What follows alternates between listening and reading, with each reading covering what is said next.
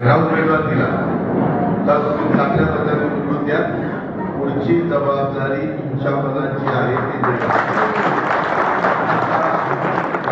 विचारायला नाही की देशाचा साहेब काय आपण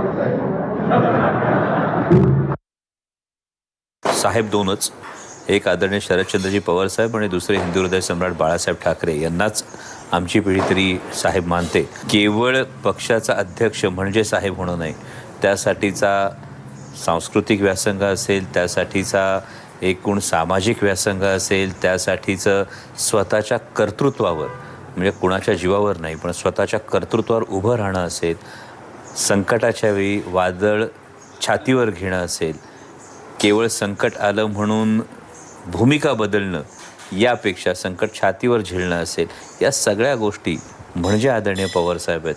हे तर दादांना माझ्या